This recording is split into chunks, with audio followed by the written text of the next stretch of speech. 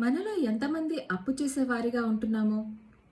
నెల వచ్చేసరికి జీతమంతా అప్పుల వారికి ఇచ్చి, మళ్ళీ ఆ నెల గడవడం కోసం అప్పు చేస్తున్నాము. కాదంటారా? దేవునికి ఇష్టమైనది కానే కాదండి ఇది. ఎప్పుడైతే దేవునికి నచ్చినట్లు బ్రతుకుతూ, దేవుని ఆజ్ఞానుసారంగా మనము బ్రతుకుతామో, దేవుడు ఒక మాట చెప్తున్నారు. ద్వితీయోపదేశకాండం 28వ అధ్యాయం 12వ వచనం ద్వారా. మీరు చేసే పని అంతటినీ ఆశీర్వదిస్తాను.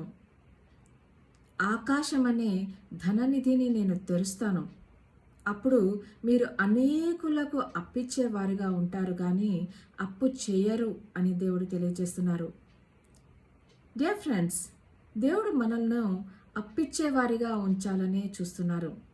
మరి అప్పు ఎందుకు చేస్తున్నాము? అంటే లోపం ఎక్కడ ఉంది? మనం దేవుని ఆజ్ఞానుసారంగా బ్రతుకుతున్నామా? ప్రశ్న. ఒకసారి మనల్ని మనము పరీక్షించుకుందాము దేవుని సన్నిధిలో.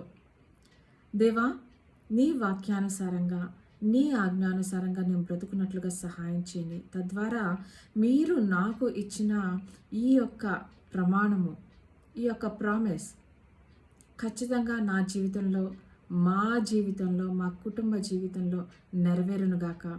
మేము అనేకులకు అప్పిచ్చేవారిగా మేము ఉండాలి కానీ అప్పు చేసేవారిగా మేము ఎన్నడూ కూడా ఉండకూడదు నాయనా అని దేవుని సన్నిధికి వచ్చి ప్రార్థన చేద్దామా?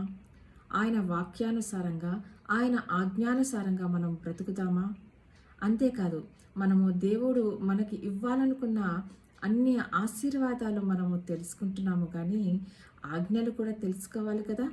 త్వరలో ఆజ్ఞలు కూడా తెలుసుకుందాము. మరి ఆ ఆజ్ఞానుసారంగా మనం జీవించినట్లయితే దేవుడు మనకిప్పుడు తెలియజేస్తున్న ప్రతి ఆశీర్వాదము మన మీద, మన బిడ్డల మీద ఉండునుగాక.